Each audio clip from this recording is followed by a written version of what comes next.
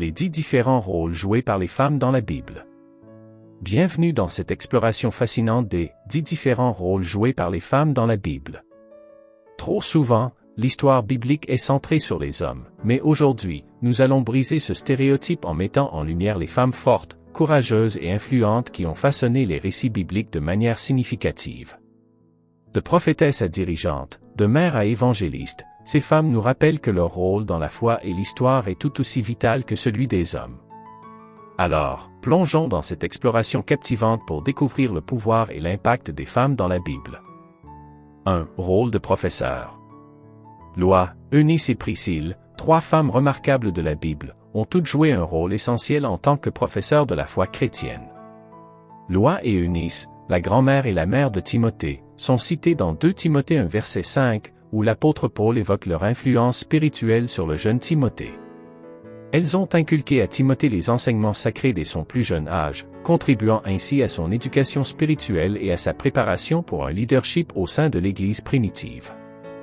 De même, Priscille, mentionnée dans Actes 18 verset 26, a joué un rôle de professeur en aidant Apollo à approfondir sa compréhension de la foi chrétienne. Priscille et son mari Aquila ont pris Apollo sous leur aile et lui ont enseigné plus précisément la voie de Dieu. Leur mentorat a contribué à faire d'Apollo un puissant prédicateur et un enseignant de la parole de Dieu. Ces femmes exemplaires, Lois, Eunice et Priscille, ont été des professeurs dans la transmission de la foi chrétienne. Leur concentration à enseigner et à former d'autres croyants a eu un impact durable sur la croissance de l'Église primitive, soulignant ainsi le pouvoir de l'éducation spirituelle pour édifier et renforcer la foi des générations futures. 2. Rôle d'aîné. Dans l'histoire de l'Église primitive, Priscilla, ou Prisca, émerge comme une figure remarquable qui a occupé le rôle essentiel d'aîné au sein de la communauté chrétienne. Bien que moins connue que certains des apôtres masculins, Priscilla a joué un rôle influent dans l'expansion de la foi chrétienne. Elle est mentionnée dans le Nouveau Testament à plusieurs reprises, notamment dans Romains 16 verset 3, où Paul la salue comme une collaboratrice de confiance. En plus de son rôle d'enseignante, il est très probable que Priscilla ait été l'une des femmes anciennes de l'Église d'Éphèse, démontrant ainsi son autorité spirituelle et sa contribution au leadership ecclésiastique. En outre, dans Philippiens 4 versets 2 à 3, l'apôtre Paul mentionne 2 femmes, Eudia et Syntyche, comme ses collaboratrices dans l'œuvre du Seigneur. Bien que leurs rôles exacts ne soient pas détaillés, il est clair que ces femmes étaient des membres actifs et influents de la première Église chrétienne. L'exemple de Priscilla, Eudia et Syntyche nous rappelle que les femmes ont occupé des postes de leadership, d'enseignement et d'autorité spirituelle dans l'Église primitive, contribuant ainsi à la croissance et à l'enseignement de la foi chrétienne. 3. Rôle de prophétesse. Dans les annales bibliques, nous découvrons plusieurs femmes qui ont exercé le rôle de prophétesse, apportant ainsi des messages divins et jouant un rôle essentiel dans la vie spirituelle de leur peuple. L'une des premières prophétesses mentionnées est Myriam, la sœur de Moïse. Dans Exode 15 verset 20, elle est décrite comme une musicienne et une prophétesse, guidant les Israélites dans une louange et une adoration après leur traversée miraculeuse de la mer Rouge. Déborah, le 4e juge en Israël, est un autre exemple marquant de prophétesse. Elle est mentionnée dans le livre des Juges, chapitre 4 verset 4. Le Seigneur lui a confié le don de prophétie, mais elle a également joué un rôle crucial en aidant à libérer Israël de l'asservissement d'un roi étranger, Barak, grâce à sa sagesse et à son discernement. Hulda, une prophétesse ayant vécu à l'époque du bon roi Josia, est un autre exemple fascinant. En 2 Rois 22 versets 14 à 20, elle est consultée pour interpréter un parchemin découvert dans le temple de Jérusalem. Son rôle de prophétesse a contribué à la compréhension des desseins de Dieu pour le peuple d'Israël. L'épouse d'Isaïe, bien que son nom ne soit pas spécifiquement mentionné, est appelée « la prophétesse » par le prophète Isaïe lui-même, comme en témoigne Ésaïe 8 verset 3. Elle a joué un rôle important en donnant naissance à des enfants portant des noms qui étaient des messages prophétiques en eux-mêmes. Anna, une veuve âgée de 84 ans, est un personnage inspirant que l'on trouve dans le Nouveau Testament, en Luc 2 versets 36 à 38. Présente au temple lorsque Jésus a été emmené alors qu'il était encore un bébé, elle a prophétisé sur la salle du Messie et a été un témoin précieux de cet événement crucial. Par ailleurs, Actes 21 versets 8 à 9 nous révèle que les 4 filles de Philippe l'évangéliste étaient elles aussi dotées du don de prophétie. Bien que nous ne connaissions pas leur nom, leur rôle en tant que prophétesse souligne l'importance des femmes dans la diffusion de la parole de Dieu dans les premières communautés chrétiennes. 4 rôles de évangéliste. Ces figures bibliques ont joué un rôle essentiel en tant qu'évangélistes, diffusant la bonne nouvelle de Jésus-Christ d'une manière ou d'une autre. Anna, une prophétesse, a été la première à proclamer Jésus comme la promesse de rédemption par Israël lors de sa présentation au Temple, comme le rapport Luc 2 versets 36 à 38. Son témoignage précoce a établi un précédent pour la reconnaissance de Jésus comme le Messie. La femme de Samarie, rencontrée par Jésus au puits, a été un exemple puissant d'évangéliste. Elle a partagé son expérience personnelle avec Jésus avec sa ville entière, conduisant de nombreuses personnes à Christ, comme le relate Jean 4 versets 39 à 42. Son témoignage a été une force motrice pour la conversion de ceux qui l'ont entendu. Après la résurrection de Jésus, Marie-Madeleine, Jeanne et Marie-Salomé ont reçu la mission de proclamer sa résurrection au reste des disciples, comme en témoigne Jean 20 versets 11 à 18. Bien que les disciples aient d'abord douté de leur témoignage, ils ont persévéré avec joie dans leur mission d'évangélisation. Leur engagement à partager la nouvelle de la résurrection de Jésus a finalement été crucial pour l'établissement et la propagation du christianisme naissant. 5 rôles de juge et chef de l'armée.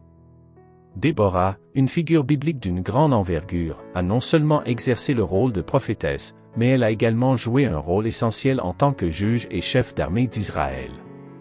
Dans le livre des Juges, chapitre 4, nous voyons qu'elle présidait un tribunal où les Israélites chercheront ultérieurement la justice et la sagesse divine.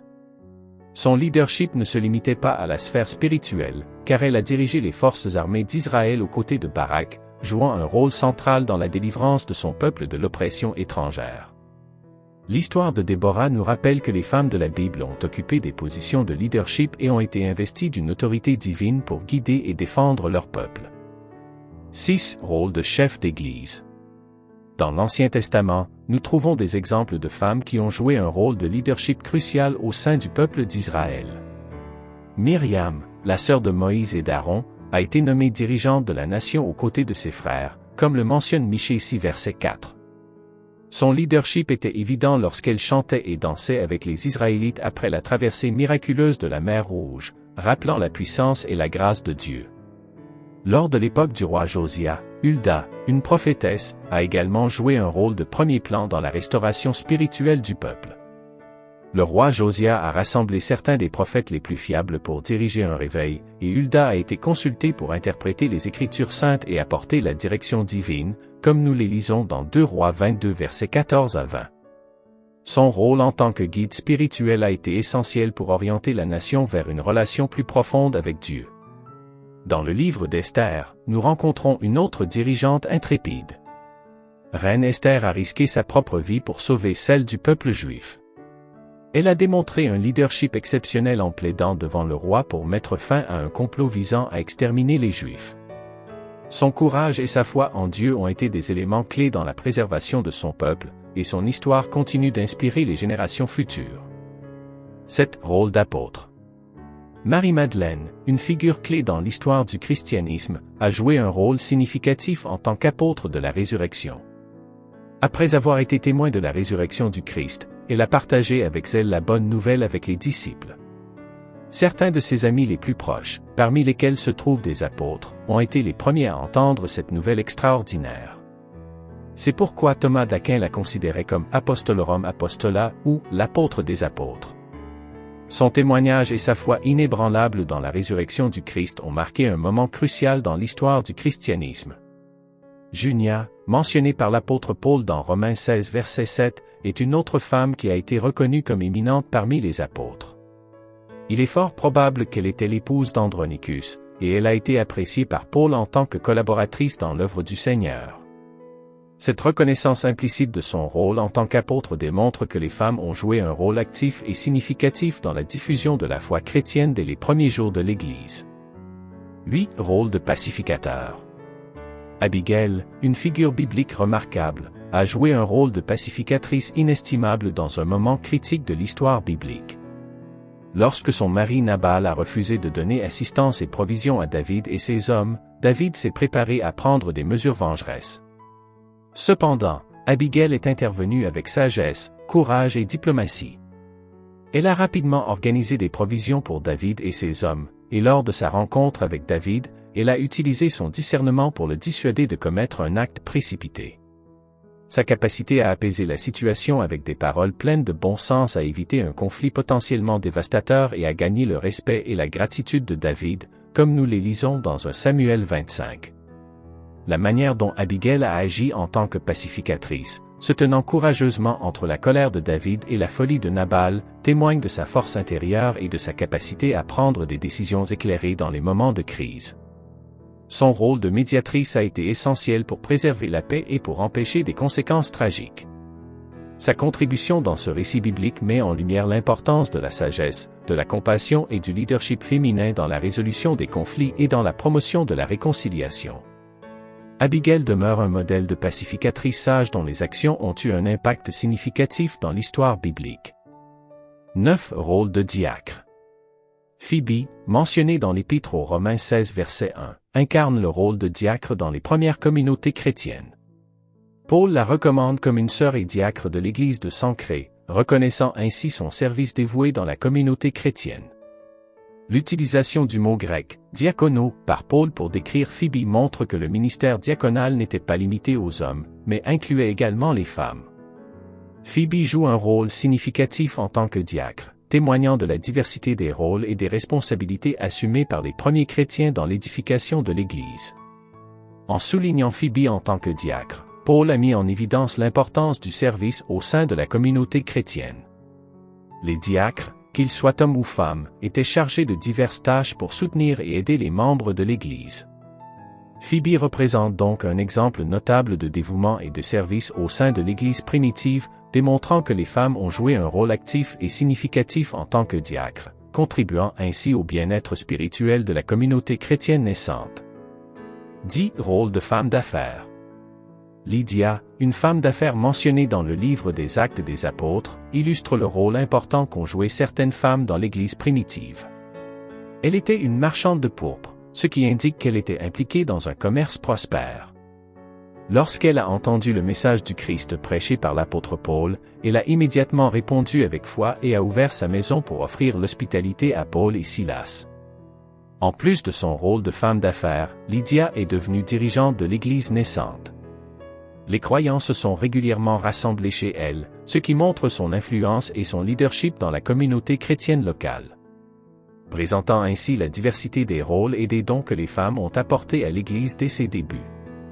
L'histoire de Lydia nous rappelle que les femmes de l'Église primitive ont été actives dans différents domaines, y compris les affaires et le leadership spirituel. Elle incarne la combinaison de la réussite professionnelle et de la foi chrétienne, démontrant que ces deux aspects de sa vie pouvaient coexister harmonieusement.